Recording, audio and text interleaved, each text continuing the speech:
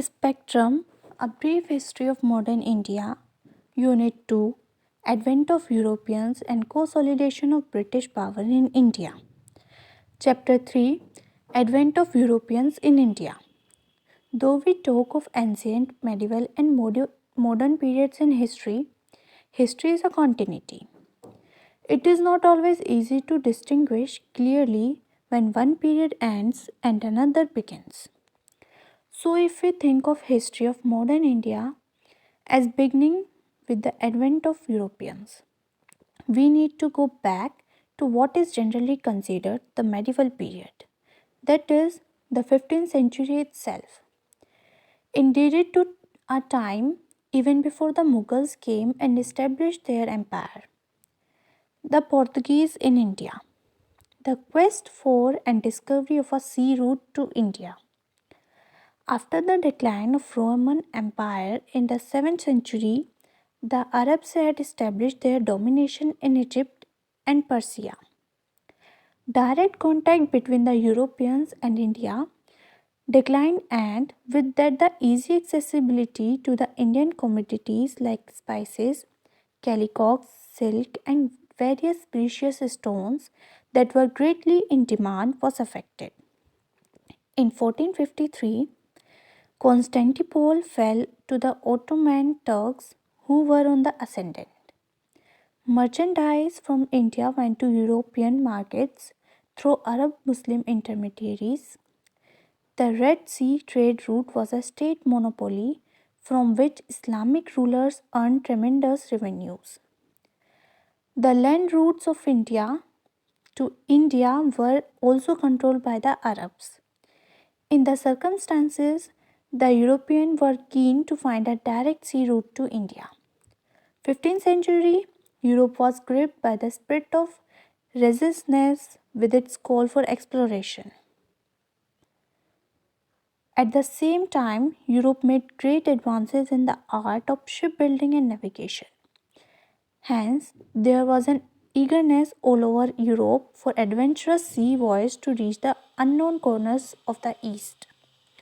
The economic development of many regions of Europe was also progressing rapidly with the expansion of land under cultivation.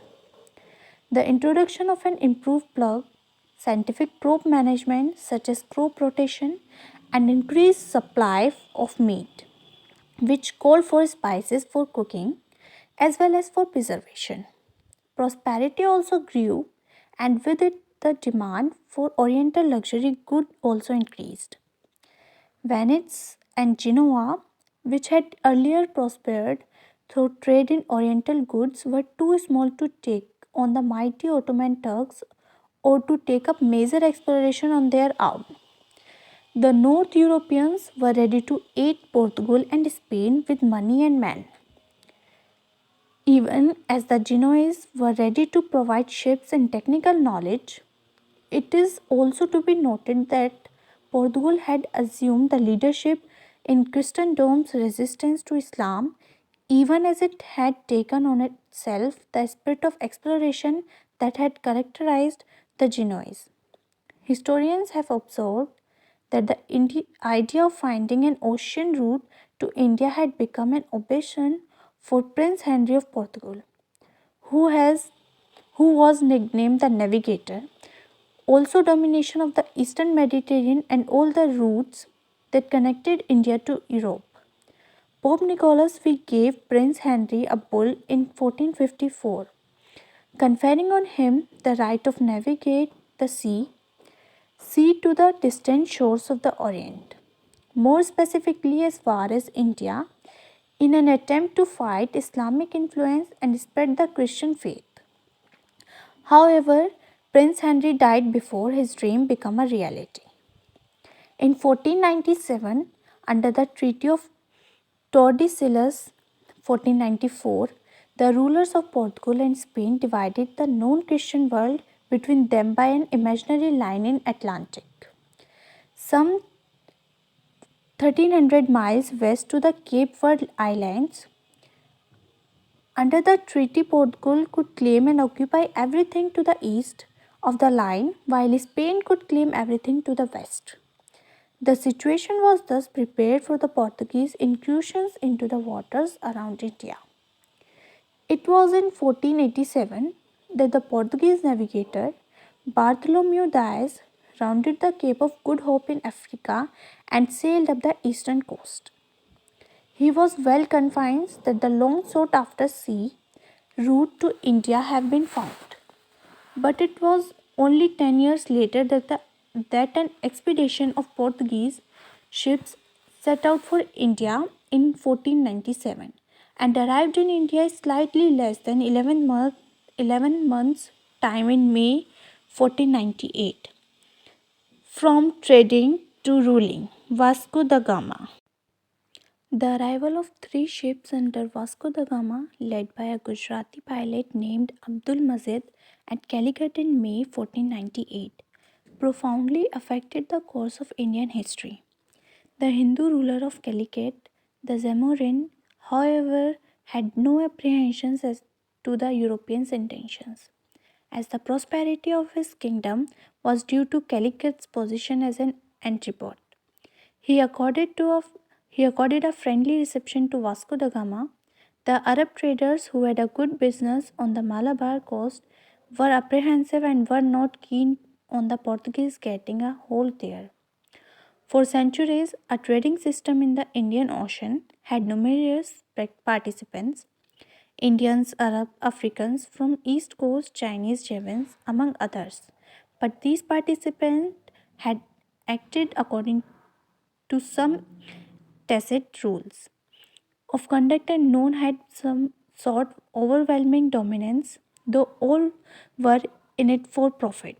The Portuguese changed that they wanted to monopolize the hugely profitable eastern trade by excluding competitors, especially the Arabs.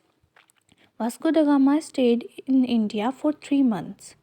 When he returned to Portugal, he carried back with him a rich cargo and sold the merchandise in the Europe market at a huge profit. The importance of direct access to the paper trade was made clearly by the fact that elsewhere the Europeans, who had to buy it through Muslim middlemen, would have had to spend 10 times as much more the same amount of paper. Not surprisingly, other profit seeking merchants of European nations were tempted to come to India and trade directly. A voyage was undertaken by Pedro Alvarez Cabral to trade for spices. He negotiated established a factory at Calicut where he arrived in September 1500.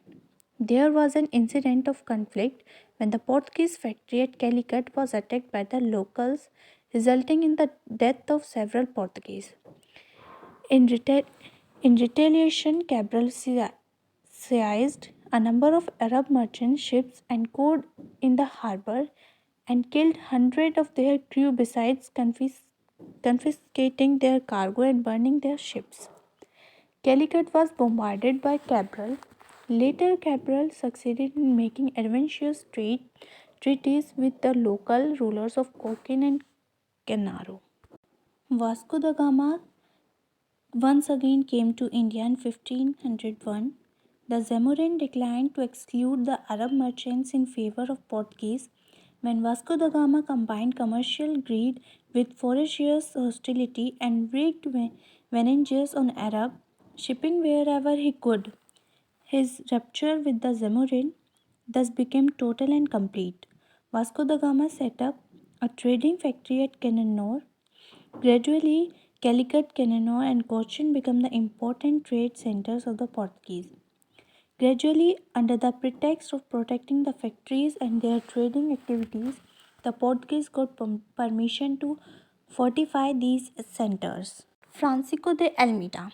In 1505, the King of Portugal appointed a governor in India for a 3-year term and occupied the incumbent with sufficient force to protect the Portuguese interest. Francisco de Almeida, the newly appointed governor, was asked to consolidate the position of the Portuguese in India and to destroy Muslim trade by seizing Aden, Ormuz, and Malacca.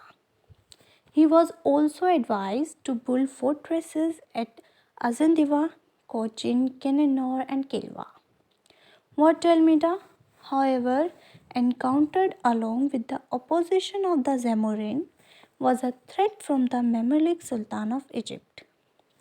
Encouraged by the merchants of Venice, whose lucrative commerce was now at risk due to the Portuguese interference, the Egyptians raised a fleet in the Red Sea to stop the advance of the Portuguese.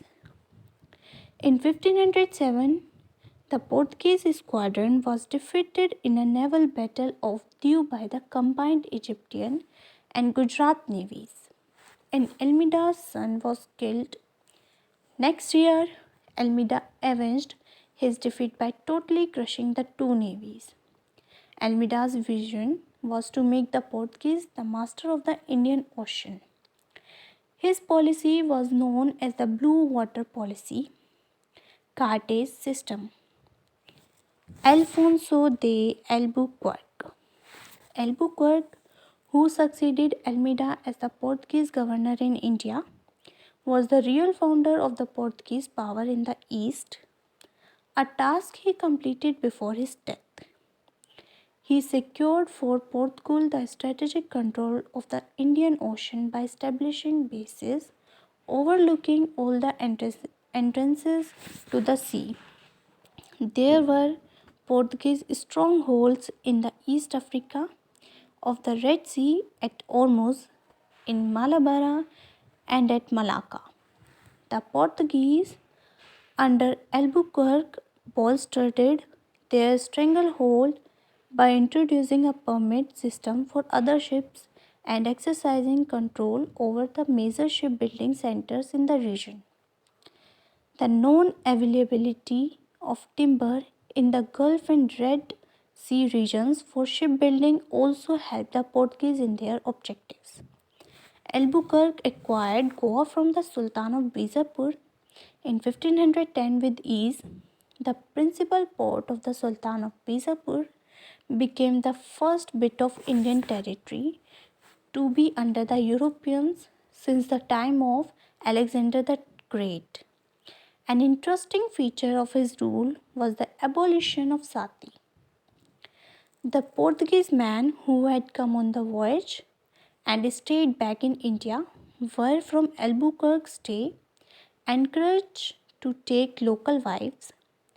In Goa and the province of the north, they established themselves as village landlords, often building new roads and irrigation works, introducing new crops like tobacco and cashew nut or better plantation varieties of coconut beside planting large groves of coconut to meet the need of coir, rigging and cordage.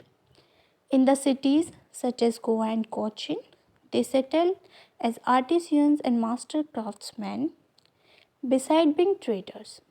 Most of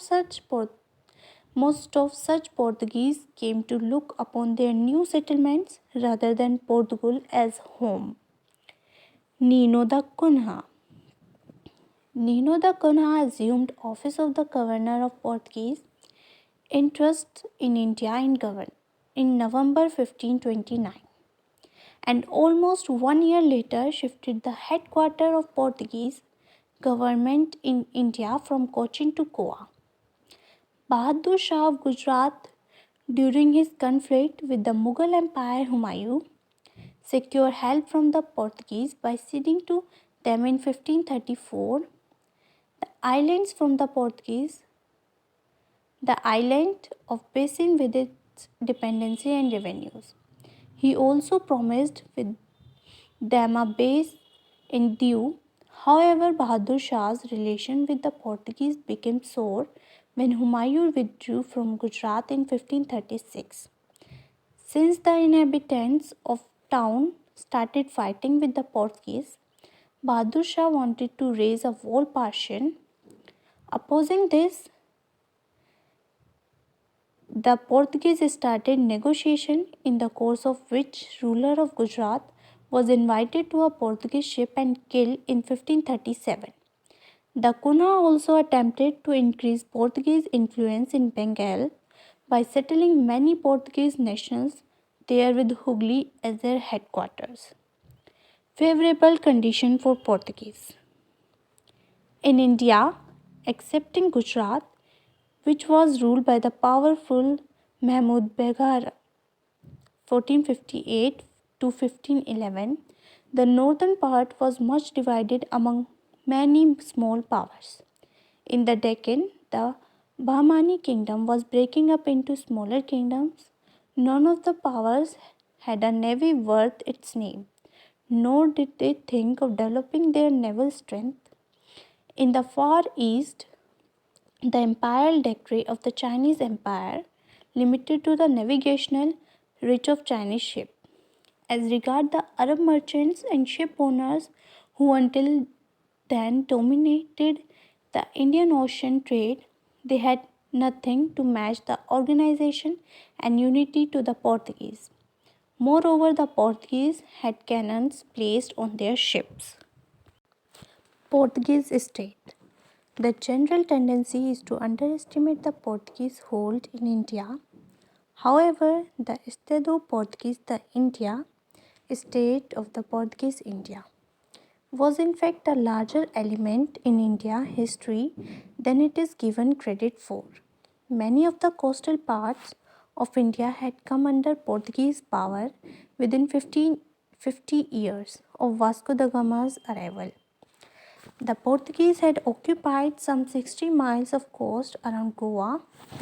On the west coast, from Mumbai to Daman and Diu to the approaches to Gujarat, they controlled a narrow tract with 4 important ports and hundreds of towns and villages. In the south, they had under them a chain of seaport fortresses and trading posts like Mangalore, Cannanore, Cochin, and Calicut. And though their power in Malabar was not consolidated, it was enough to ensure influences or control over the local ruler who held the spice growing land. The Portuguese established further military posts and settlements on the east coast at Saint Thome in Chennai and Nagapattinam in Andhra. Towards the end of 16th century, a wealthy settlement had grown at Hooghly in West Bengal.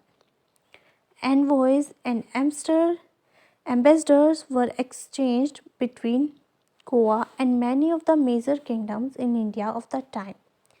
Treaties, treaties were signed between Goa and the Deccan Sultan in 1570, which were regularly renewed as long as their kingdoms lasted. The Portuguese always had a role to play in the successive battles for the balance of power between Vijayanagara and the Deccan Sultan, between the Deccanians and the Mughals, and between the Mughals and Marathas. Interestingly, the Portuguese, the first Europeans to come to India, were also the last to leave this land. It was 1961 before the government of India recaptured Goa, Daman, and Diu from them. Portuguese administration in India. The head of administration was the viceroy who served for 3 years, with his secretary and in later years a council. Next in importance came to whether the fazenda, responsible for revenues and cargoes and dispatch of fleets. The fortresses from Africa to China were under captains assisted by factors, whose power was increased by the difficulties of communication and was too often used to personal ends. Religious policy of the Portuguese. The Moors were the bitter enemies of the Portuguese in North Africa, so were the Arabs. Arriving in the East, the Portuguese brought with them the same zeal to promote Christianity and the wish to persecute all Muslims. Intolerant towards the Muslims, the Portuguese were initially quite tolerant toward the Hindus. However, over time, after the introduction of the Inquisition in Goa, there was a change and Hindus were also persecuted. But in spite of this intolerant behavior, The Jesuits made a good impression at the court of Akbar, mainly due to the Mughal emperor's interest in question of theology. In September 1579, Akbar forwarded a letter to the authorities at Goa requesting them to send two learned priests. The church authorities in Goa eagerly accepted the invitation, seeing in it a chance to convert the emperor to Christianity, and with him his court and the people. Jesuit father Rodolfo Acquaviva and Antonio Moserret were selected for the purpose. When they reached Fatehpur Sikri on February 28, 1580, they were received with honor. Acquaviva and Moserret went back in 1583, belaying the hopes of Portuguese entertained of Akbar's conversion to the Christian faith. The second mission, called by Akbar in 1590, also ended on a similar note in 1592. The third mission, again invited by Akbar, arrived in 1595 at Lahore, where the court was then residing, and continued as a sort of permanent institution, thereby extending its influence on secular polities. Father Zeorem Xavier and Emmanuel Pinheiro were the leaders of mission, and their letters from the court become very widely known for the information they provided on the later part of Akbar's regime. Prince Salim, on ascending the throne as Jahangir, executed the Muslim by neglected by Jesuit fathers.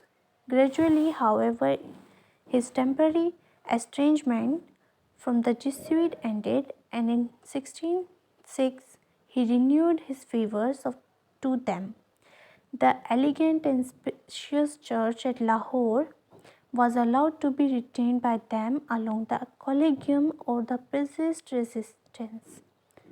In 1608, 20 baptisms were carried out in Agra, the priests publicly acting with as much liberty as in Portugal. Jahangir's conduct was such that the Jesuit priests became hopeful and bringing him within the Christian fold. However, these hopes were belied. Moreover, arrogant action on the part of Portuguese viceroys created a rift with the Mughal emperor. Portuguese lost favor with the Mughals. In 1608, Captain William Hawkins with his ship Hector reached Surat. He brought with him a letter from James I, King of England, to the Mughal court of Jahangir requesting permission to do business in India. Father Pinheiro and the Portuguese authorities did their best to prevent Hawkins from reaching the Mughal court, but did not succeed. Jahangir accepted the gifts Hawkins brought for him and gave Hawkins a very favorable reception in 1609. As Hawkins knew the Turki language well, he conversed with the emperor in that language without the aid of interpreter. Pleased with the Hawkins, Jahangir appointed him as a mansabdar of 1400 at a salary of 30,000 rupees. Apparently, he never received it. Hawkins was also married to the daughter of Armenian Christian named Mubarak Shah. The grant of trading facility to the English offended the Portuguese. However, after negotiation, a truce was established between the Portuguese and the Mughal emperor. The Portuguese stopped the English ships from entering the port of Surat. A baffled Hawkins left the Mughal court in 1611.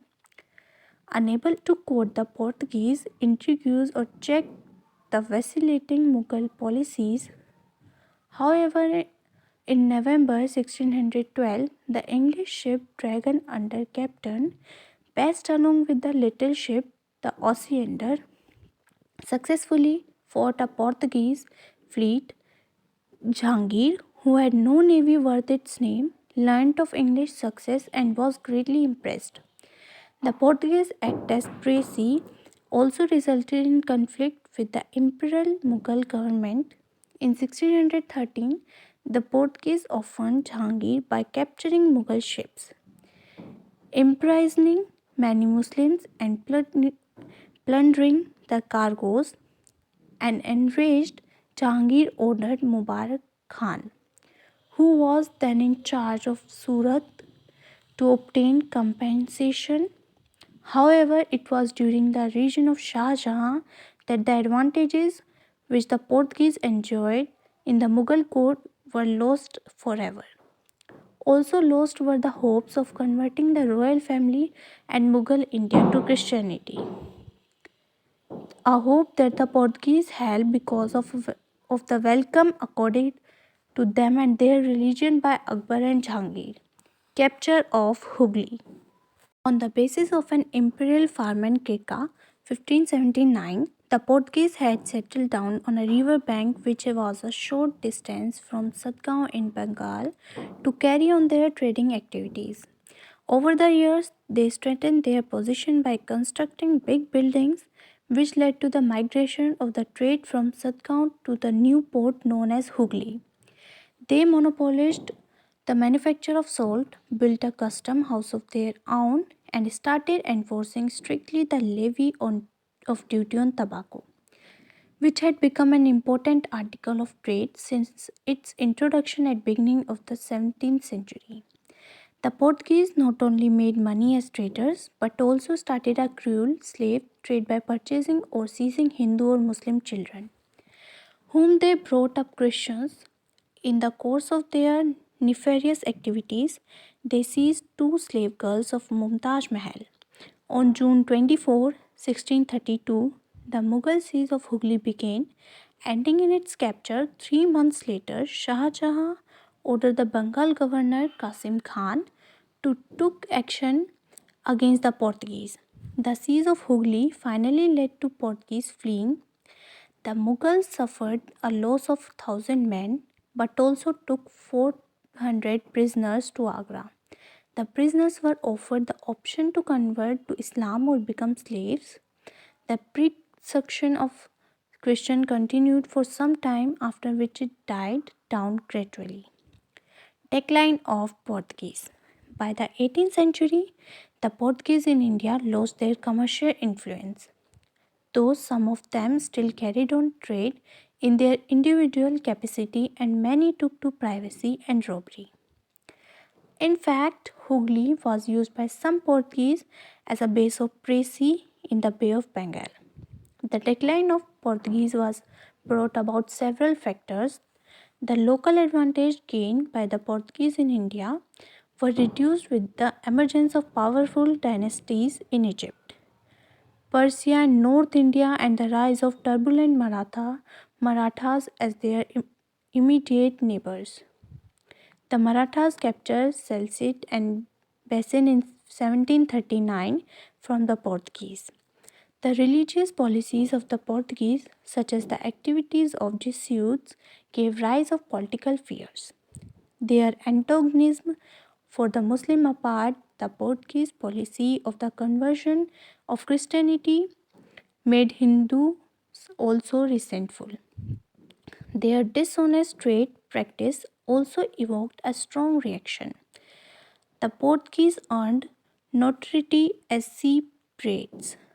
Their arrogance and violence brought them the animosity of rulers of small state and the imperial Mughals as well. The discovery of Brazil diverted colonizing activities of Portugal to west. The union of the two kingdoms of Spain and Portugal in 1580 to 1581, dragging the smaller kingdom into Spain's wars with England and Holland, badly affected Portuguese monopoly of trade in India. The earlier monopoly of knowledge of the sea route to India held by Portuguese could not remain a secret forever. Soon enough, the Dutch and the English, who were learning the skill of ocean navigation, also learned of it.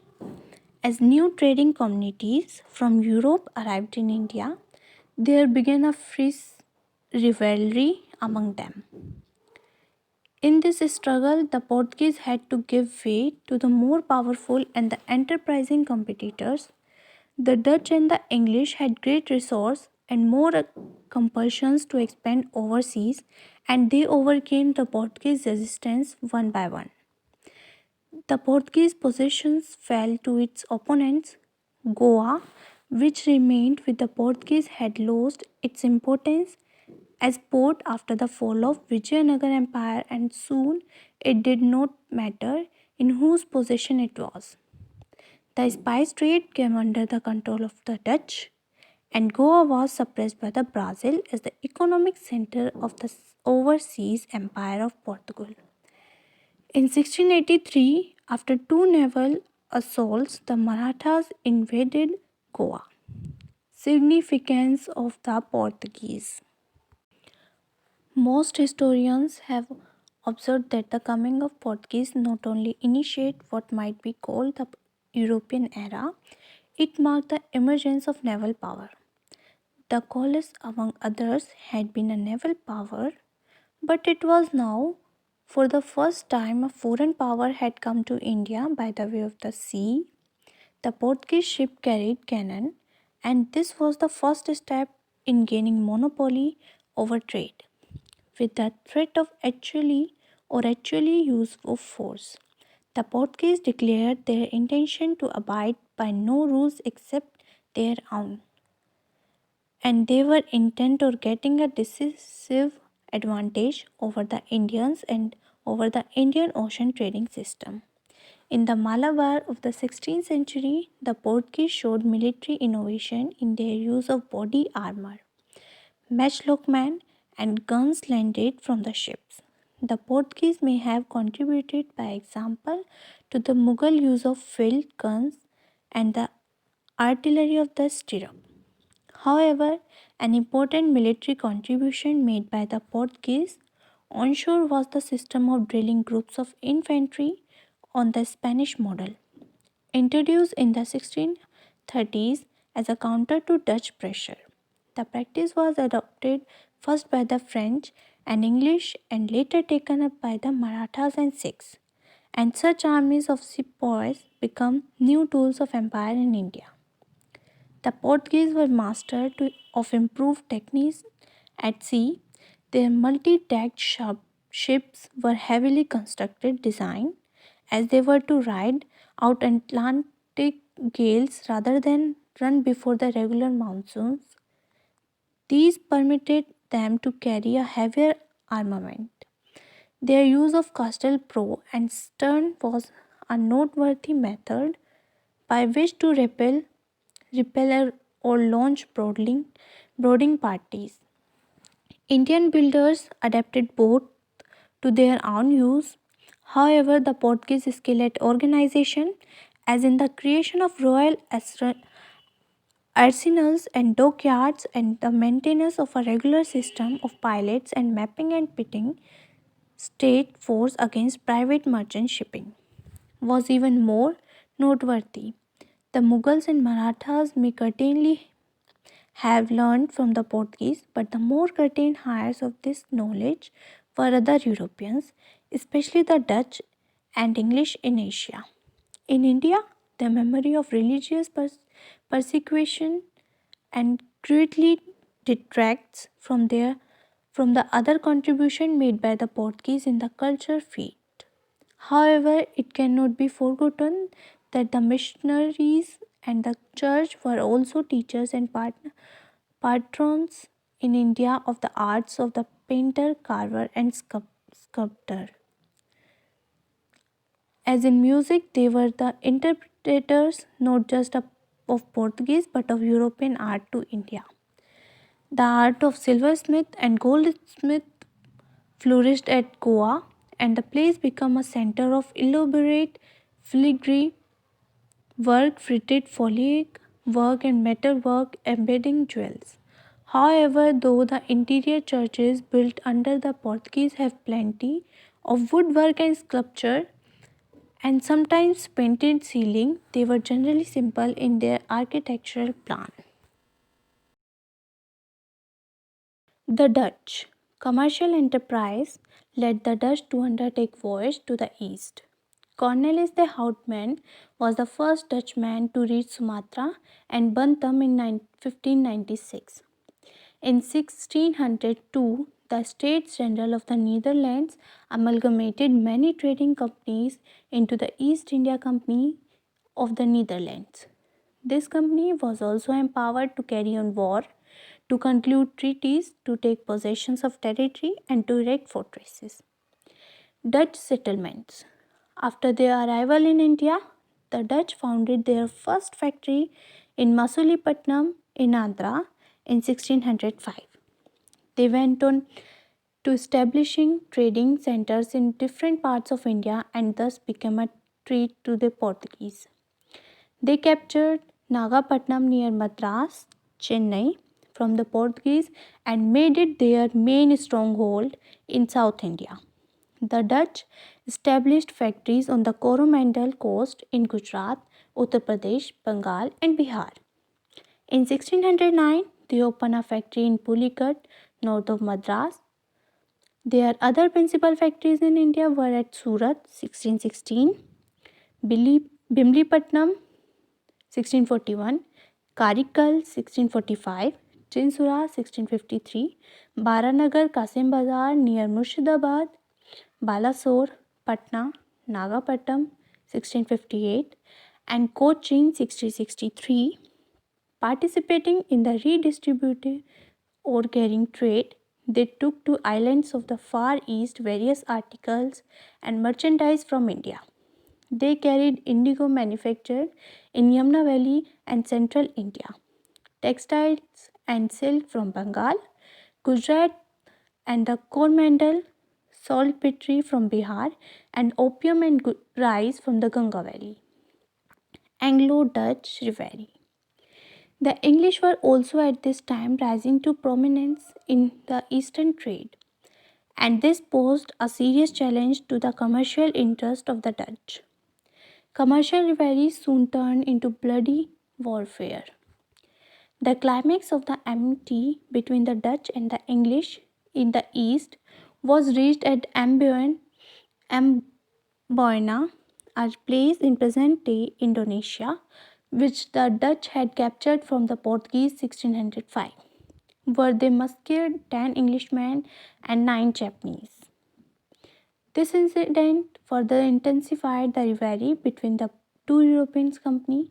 After prolonged warfare, both the parties came to a compromise in 1667 by which the British agreed to withdraw all their claims on Indonesia, and the Dutch retired from India to concentrate on their more profitable trade in Indonesia. They monopolized the trade in black pepper and spices.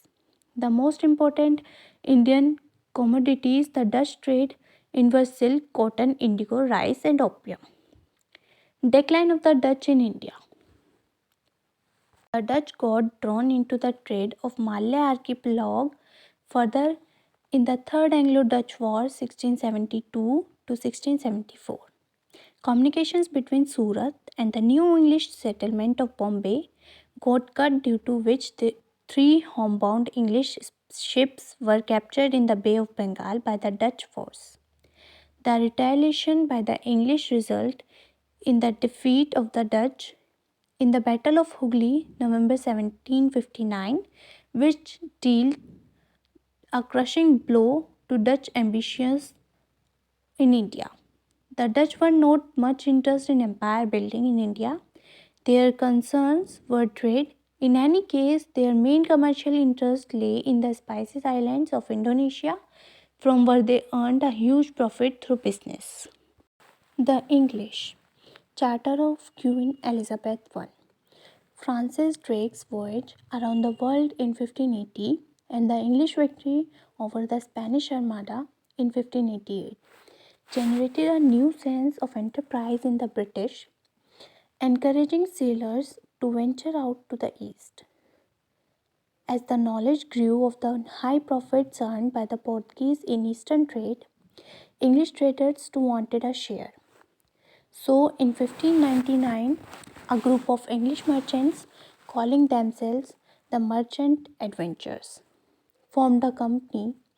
On December 31, 1600, Queen Elizabeth I issued a charter with rights of exclusive trading to the company named the Governor and Company of Merchants of London trading into the East Indies. Initially, a monopoly of 15 years was granted, which in May 1609 was extended indefinitely by a fresh charter. As the Dutch were already concentrating more on the East Indies, the English turned to India in search of textiles and other commodities of trade. Progress of the English Company. Foothold in the West and South. Captain Hawkins arrived in the court of Jahangir in April 1609 itself. But the mission to establish a factory at Surat didn't succeed due to opposition from the Portuguese, and Hawkins left Agra in November 1611. In 1611, the English had started trading at Mansulipatnam on the southern eastern coast of India and later established a factory there in 1616. It was in 1612 that Captain Thomas Best defeated the Portuguese in the Sea of Surat.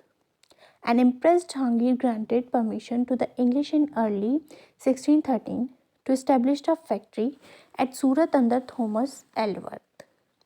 In 1615, Sir Thomas Roy came as an accredited ambassador of James I to the court of Jahangir, staying on there till February 1619. Though he was unsuccessful in concluding a commercial treaty with the Mughal emperor, he was able to secure a number of privileges, including permission to set up factories at Agra, Ahmedabad, and Brouch. The English company didn't have a smooth progress. It had to contend with Portuguese and the Dutch in the beginning. But the changing situation helped them and turned things their favor. Bombay had been gifted to King Charles II by the King of Portugal as dowry when Charles married the Portuguese princess Catherine in 1662. Bombay was given over to the East India Company on an annual payment of £10 only in 1668. Later, Bombay was made the headquarters by shifting the seat of Western Presidency from Surat to Bombay in 1687. So there was tacit peace between the English and the Portuguese now. There was also an Anglo-Dutch compromise as mentioned earlier by which the Dutch agreed not to interfere with the English company's trade in India. Thus the English were rid to two arch-rivals in India. The English company's position was improved by the golden firman issued to them by the Sultan of Golconda in 1632 on a payment of 1500 pagodas a year. They earned a member of the Masulipatam Council.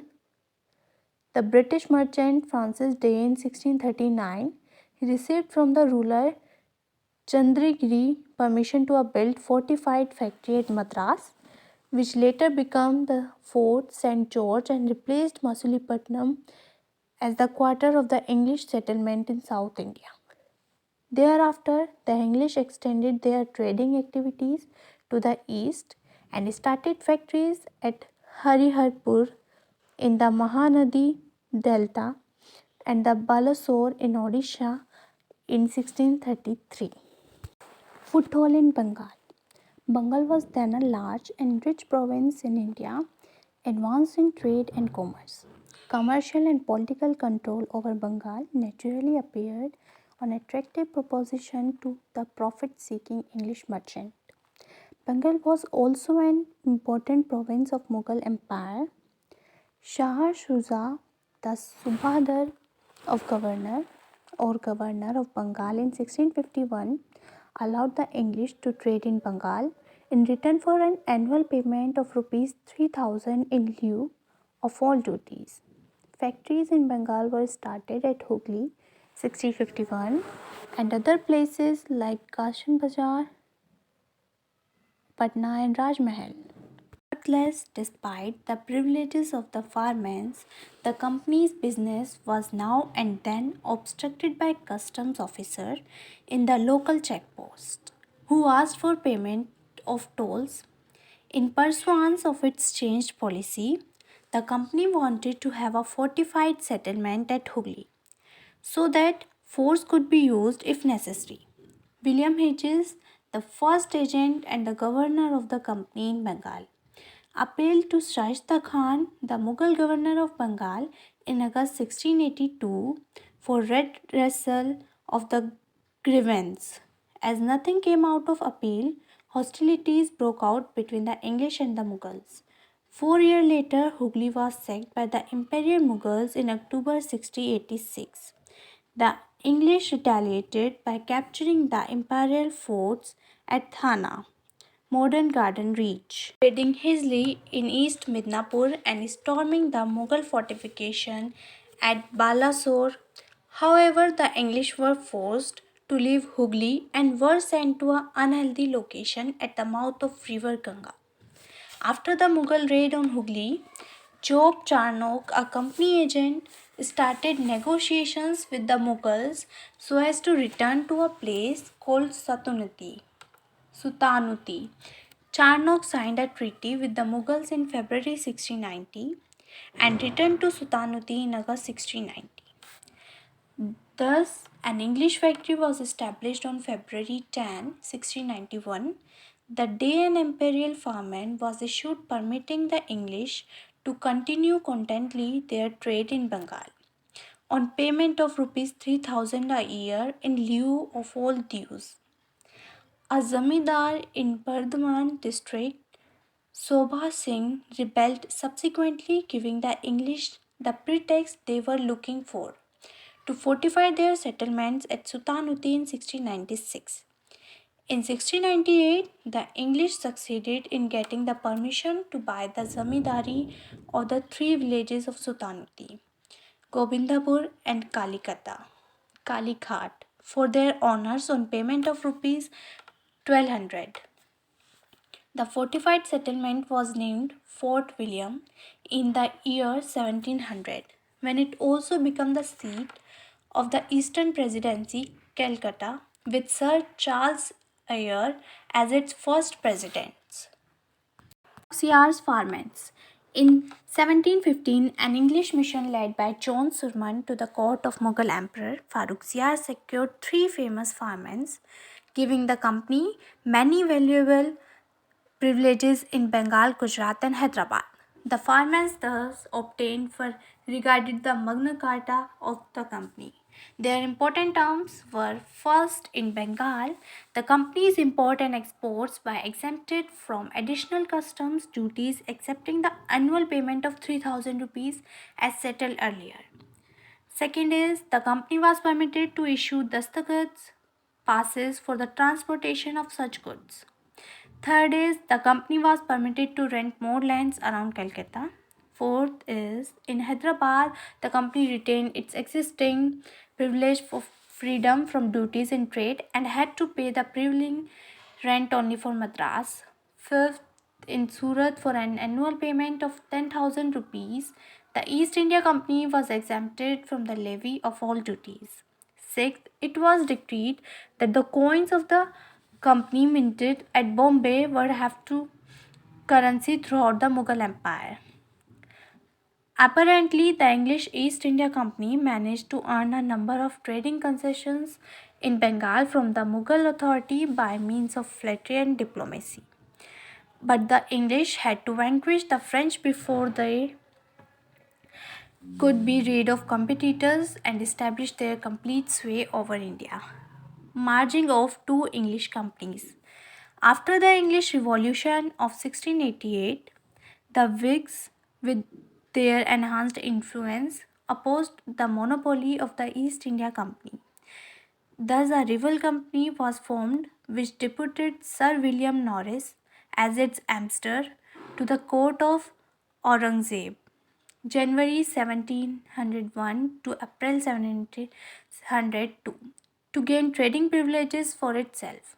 The new company, however, proved a failure under pressure from the crown and the parliament, and the two companies were amalgamated in 1708 under the title of companies were United Company of Merchants of England trading to the East Indies.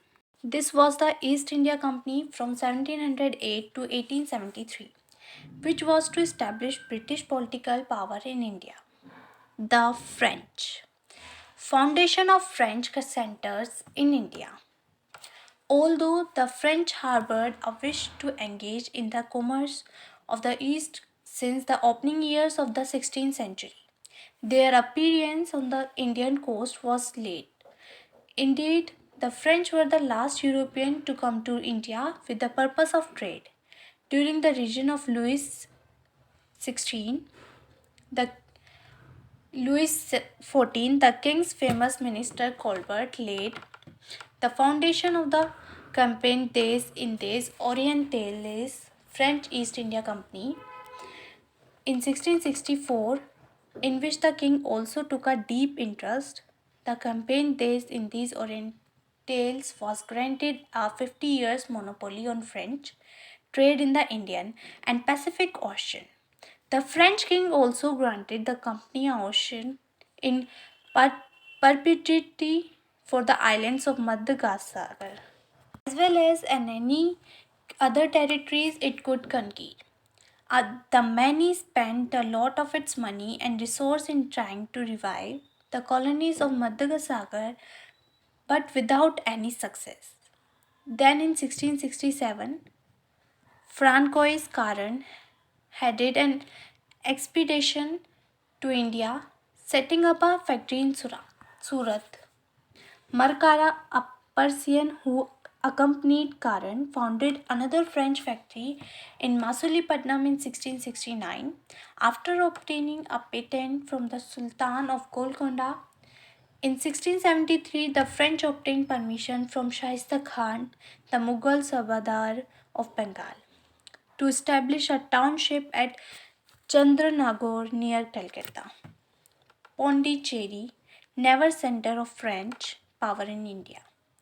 In 1673, Sher Khan Lodi, the governor of Valikondapuram under the Bijapur Sultan, granted Francois Martin, the director of Masulipatam factory, a site for a settlement. Pondicherry was founded in 1674. In the same year, Francois Martin replaced Caron as the French governor. The French company established its factory in other parts of India also, particularly in the coastal regions. May, Karikal, Balasore, and Kasim Bazar were a few important trading centers of the French East India Company. After taking charge of Pondicherry in 1674, Francois Martin developed it as a place of importance. It was indeed the stronghold of the French in India. Early setbacks to the French East India Company. The French position in India was badly affected with the outbreak of war between the Dutch and the French. Bolstered by their alliance with the English since of Revolution of 1688, the Dutch captured Pondicherry in 1693. Although the Treaty of Ryswick, concluded in September 1697, restored Pondicherry to the French, the Dutch garrison held on to it for 2 more years. Once again, under Francois Martin's able guidance, Pondicherry flourished and turned out to be the most important settlement of the French in India. Again, there was a bad turn in the fortunes of the French company in India when the War of Spanish Succession broke out of Europe. Subsequent to this, they had to abandon their factories at Surat, Masulipatam, and Bantam in the earlier 18th century. The French in India had another setback when Francois Martin died on December 1706. Reorganization of the French company. In 1720, the French company was reorganized as the Perpetual Company of the Indies, which revived its strength. This was further enhanced by the stewardship of two active and wise governors, Lenoir and Dumas. Between 1720 and 1742, further the French India was backed by the French possession of Mauritius and Reunion in the southern Indian Ocean. The Anglo-French struggle of supremacy, the Carnatic Wars. Background of Reverie. Though the British and the French came to India for trading purpose, they were ultimately drawn into the politics of India. Both had vision of establishing political power over the region. The Anglo-French rivalry in India reflected the traditional rivalry of England and France throughout their histories. It began with the outbreak of Australian War of Succession and ended with the conclusion of the Seven Years' War. Specifically in India, the rivalry, in the form of three Carnatic Wars, decided once for all that the English and not the French were to become masters of India. In 1740, the political situation in South India was uncertain and confused.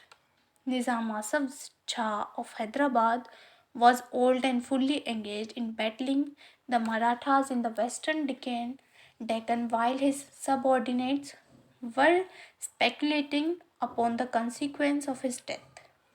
To the south of his kingdom lay the Coromandel coast without any strong ruler to maintain a balance of power.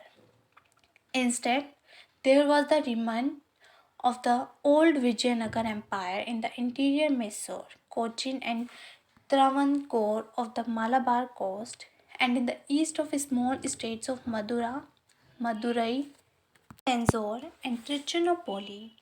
The decline of Hyderabad was signal for the end of Muslim expositionism, and the English adventurers got their plans ready.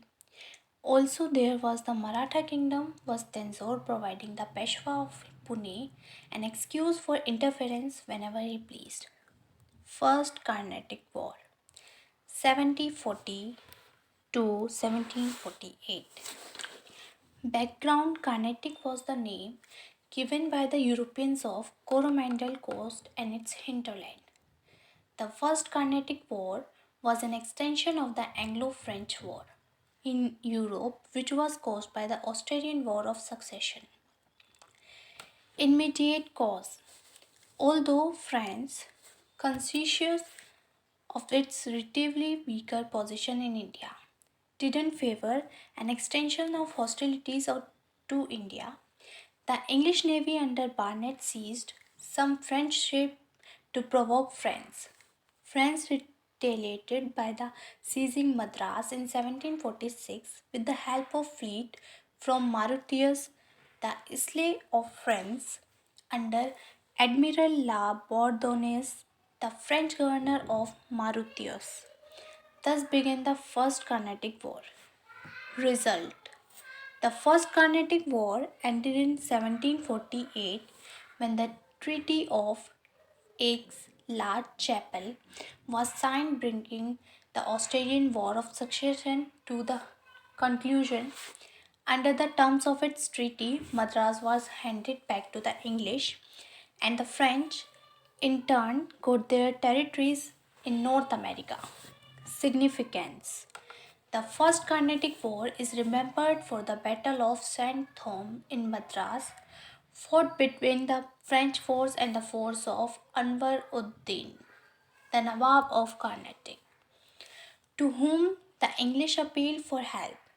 A small French army under Captain Paradise defeated the strong Indian army under Mahfuz Khan at Saint Thome on the banks of the river Adyar. This was an eye opener for the Europeans in India. It revealed that even a small disciplined army could easily defeat a much larger Indian army. Further, this war adequately brought out the importance of naval force in the Anglo-French conflict in the Deccan. Second Carnatic War 1749 to 1754.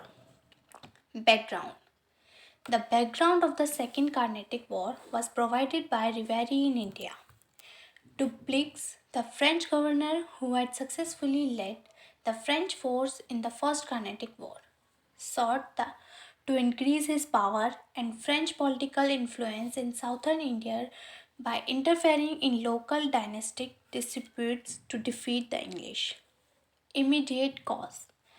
The opportunity was provided by the death of Nizam ul Mulk, the founder of the independent kingdom of Hyderabad in 1748, and the release of Chanda Sahib, the son in law of Dost Ali, the Nawab of Carnatic, by the Madras in the same year.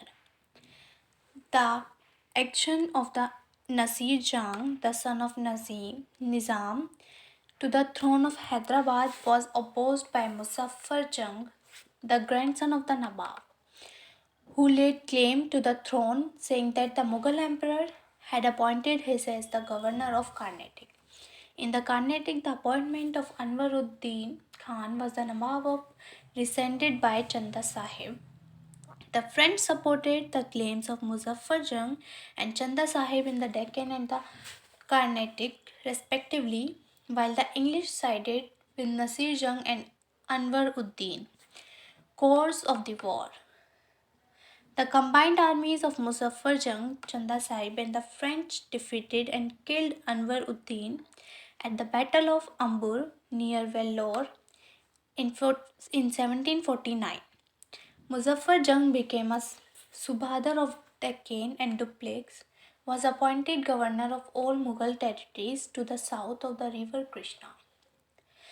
A French army under Bassi was stationed at Hyderabad to secure French interests there. Territories near Pondicherry and also some areas on the Orissa coast, including Masulipatam, were ceded to the French. Having failed to provide effective assistance to Muhammad Ali at Trinchopoli, Robert Clive, then an agent of the English company, forwarded the proposal for a divisionary attack on the governor of Madras, Soders. He suggested a sudden raid on Arcot, the capital of the Carnatic, so as to relieve the pressure on the Trinchopoli. He reasoned that in such an event Chanda Sahib would rush to save his capital. Thus, in August 1751, with only a force of 210 men, Robert Clive attacked and captured Arcot. As expected, Chanda Sahib hastened to his capital, taking a force of 4,000 men from Trinchopoli, but failed to get back the fort even after a siege of 73 days. From September 23 to November 14, now Mysore, Tanjore, and the Maratha chief Morari Rao came to the aid of Trinchopoli and of Clive and his stranger Lawrence. Trinchopoli was first relieved of its siege, while General Law France with Chanda Sahib remained cooped up the island of Srirangam. They were forced of surrender in June 1752 when Muhammad Ali executed Chanda Sahib, the British failing to interfere. Barrels of native princes, also each party was left in possession of the territories actually occupied by them at the time of treaty. According to historians, the fear of serious repercussions in America prompted the French to suspend hostilities in India. Implications. It became evident that the countenance of Indian authority was no longer necessary for European success.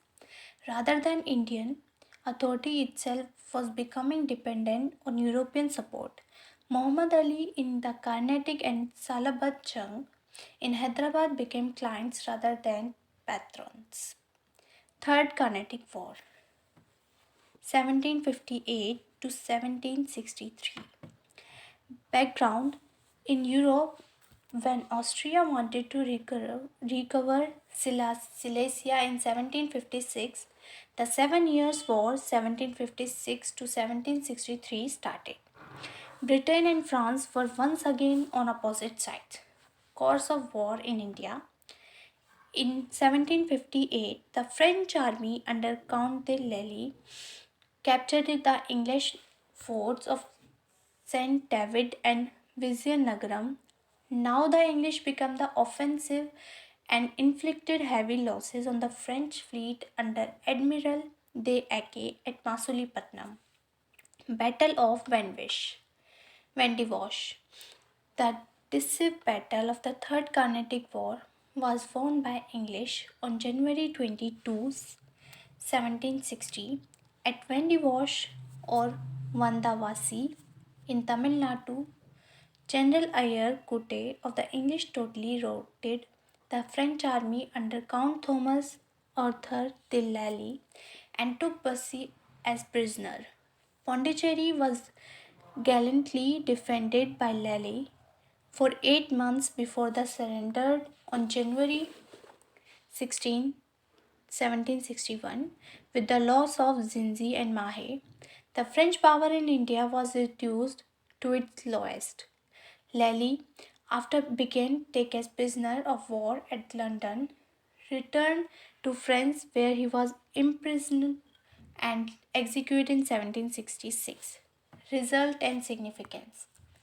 The Third Carnatic War proved decisive, although the Treaty of Peace of Paris 1763 restored the French their factories in India. The French political influence disappeared after the war. Thereafter, the French, like their Portuguese and Dutch counterparts in India, confined themselves to their small enclaves and to commerce. The English became the supreme European power in the Indian subcontinent since the Dutch had already been defeated in battle in Bidara in 1759. The Battle of Plassey in 1757 is usually regarded by historians as the decisive event that brought about ultimate British rule over India. However, one cannot quite ignore the view that the true turning point of control of the subcontinent was the victory of British force over the French force at the Vandivash in 1760. The victory at Vandivash left the English East India Company with no European rival in India. They were ready to take over the rule of the entire country. Significantly, in the Battle of Vandivash, natives served in both the armies as sepoys. It makes one think, irrespective of which side won, there was an inevitability about the fall of India to European invaders.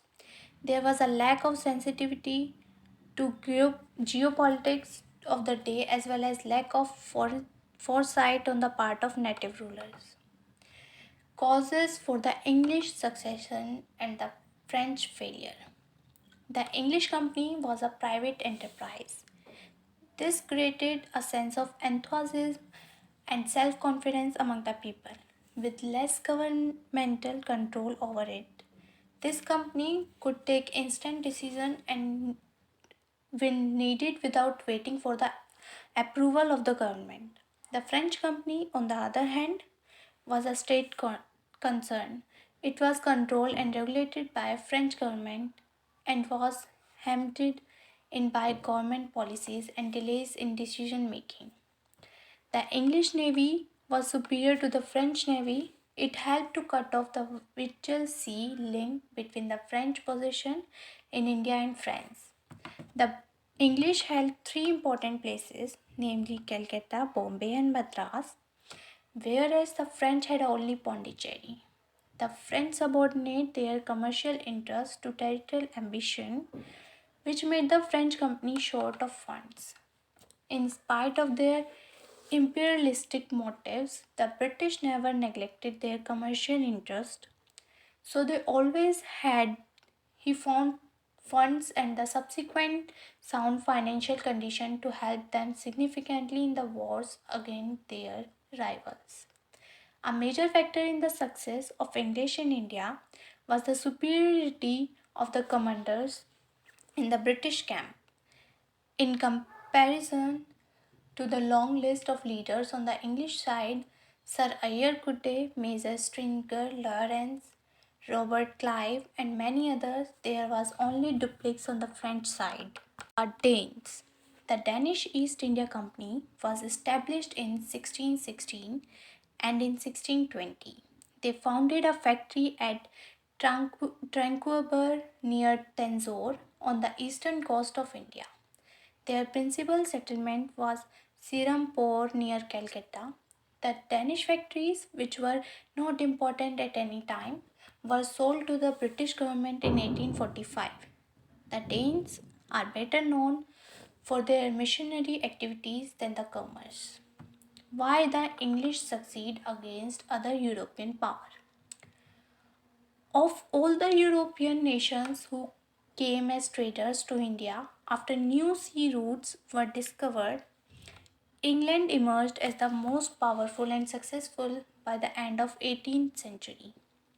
The major factors which can attributed for the success of the English against other European powers, Portugal, the Netherlands, France, and Denmark in the world in general and in India in particular were as follows. Structure and nature of the trading companies. The English East India Company, formed through amalgamation of several rival companies at home, was controlled by a board of directors whose members were elected annually. The shareholders of the company exercised considerable influence as the votes could be bought and sold other through purchase of shares. The trading companies of France and Portugal were largely owned by state and their nature was in many ways feudalistic. In the French company, the monarch had more than 60% share and its directors were nominated by monarch from the shareholders who were supposed to carry out the decision of two high commissioners appointed by the government. The shareholders took very little interest in promoting and the prosperity of the company because the state guaranteed a dividend to the shareholders. The lack of public interest could be inferred from the fact that between 1725 and 1765 there was no meeting of the shareholders and the company was simply managed as a department of the state. Naval superiority.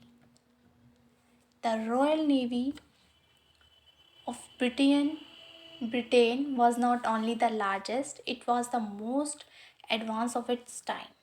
The victory against the Spanish Armada and against the French at Trafalgar had put the Royal Navy at the peak of the European naval forces. In India, too, the British were able to defeat the Portuguese and the French due to the strong, fast movement of naval ships. The English learned from the Portuguese the importance of an efficient navy and improved their armed fleet technologically. Industrial Revolution. The Industrial Revolution started in England in the early 18th century with the invention of new machines like spinning jenny, steam engine, and the power loom, and several others.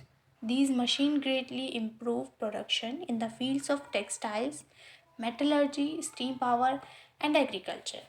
The Industrial Revolution reached other European nations late, and this helped England to maintain their hegemony.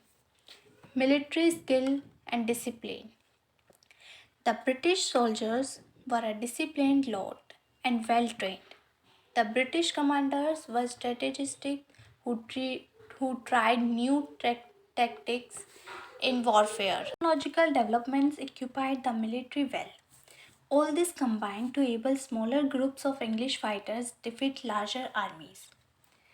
Stable government.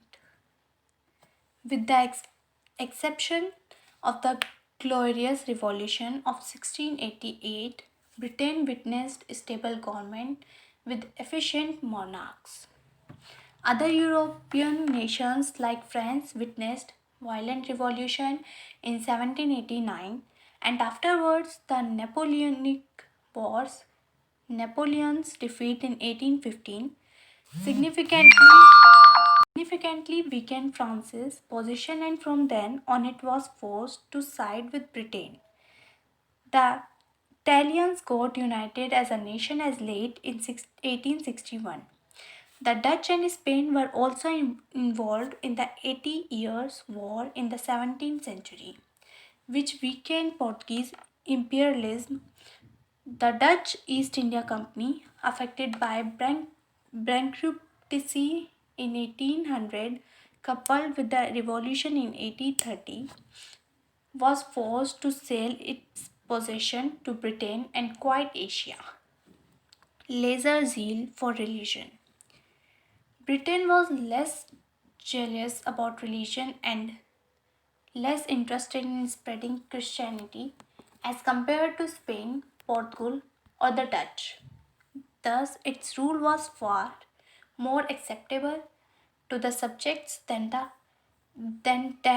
of other colonial powers. Use of debate market.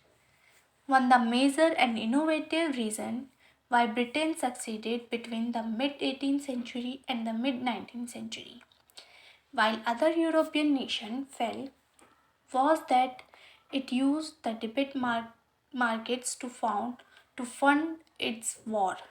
The world's first central bank, the Bank of England, was established to sell government debt to the money markets on the promise of decent return of Britain's defeating rival countries like France and Spain.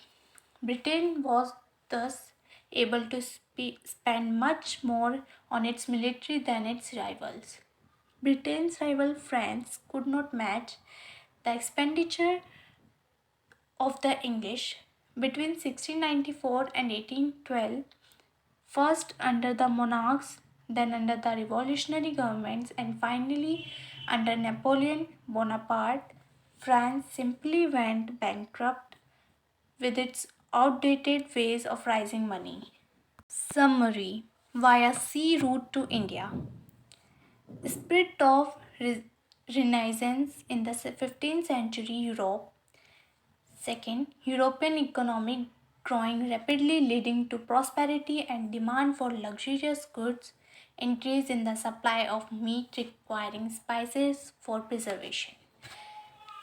Third is capture of Constantinople in 1453 and Syria and Egypt later by the Ottoman Turks, calling for a new route to reach India without dealing with Arabs and Turks. Fourth is Venice and Genoa too small to stand up to the Turks. Fifth is Spain and Portugal aided with money and men by North Europeans and by ships and technical knowledge by the Genoese. Sixth is the Portuguese and pioneers followed by the Dutch, English, Danes, and the French respectively to reach India. The Portuguese. Vasco da Gama discovered sea route to India 1498. Vasco's second visit in 1502 led to the establishment of trading stations at Calicut, Cochin, and Cananore. Francisco de Almeida, first governor, initiated and blue water policies Cartes system. Alfonso de Albuquerque, considered to be the founder of the Portuguese power in India, captured Goa from Bijapur, persecuted Muslims, captured Bhatkal from Sri Krishna Deva Rai 1510 of Vijayanagara, and initiated the policy of marrying with the natives of India and banned the practice of sati in his area and influence. Nino da Cunha shifted the capital from Cochin to Goa in 1530. In his rule, Diu and Basin came under the Portuguese occupation from Gujarat king Bahadur Shah. Bahadur Shah got killed in 1537 at Diu while negotiating with the Portuguese. Factors for decline of the Portuguese in India. A. Emergence of powerful dynasties in Egypt, Persia, and North India, and the appearance of Marathas and neighbors. B. Political fears aroused by the activities of Jesuit missionaries and hatred of persecution that caused reaction against Portuguese spiritual pressure. C. Rise of the English and Dutch commercial ambitions challenging the Portuguese supremacy. D. Rampant of corruption, greed, and selfishness along with pressy clandestine trade practice of the Portuguese administration in India. E. Diversion of Portuguese colonizing ambitions towards the west due to the discovery of Brazil. The Dutch. The United East India Company of Netherlands, formed in March 1602 by the Charter of Dutch Parliament, had the power of wage wars, make treaty and build forts. Second, Dutch factories in India, Masulipatam, Pulikat, Surat, Bimlipatnam, Karikal, Chinsura, Kasim Bazar, Barangor, Patna, Balasore, Nagapatnam, and Cochin. Third, decline in India, the defeat of the Dutch in the Anglo-Dutch rivalry and the shifting of Dutch attention towards the Malay archipelago. Fourth, Battle of Bidara, the English defeated the Dutch. The English. Factors for foundation. Dark's voyage round the world, an English victory over the mighty Spanish Armada leading to great ambitions. Formation. English East India Company was formed on December 31, 1600 by the charter issued by Queen Elizabeth I, which gave the company monopoly to trade in the East Indies for 15 years. Settlements in India. With Captain Thomas' best victory over the Portuguese, the English established their first factory at Surat. Subsequently, Sir Thomas Roy secured permission from Jahangir to establish factories at Agra, Ahmedabad, and Bhuj. Second, Bombay came under the control of the company with Charles II, who received it as a part of Portuguese dowry, leasing it out to the English company for an annual rent of £10. Third, Madras with the Fort St. George replaced Masulipatam as the English headquarters on the east coast when the former was given by the Chandragiri chief to the English in 1639. Fourth, the city of Calicut grew from the development of three villages Sultanati, Govindapura, and Calicut secured from the Mughal governor of Bengal. The fortified settlement was named Fort William 1700 and it became the seat of British power in India till 1911.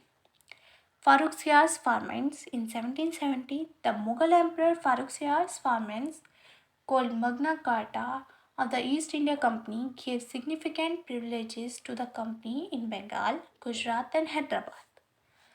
Merge of companies.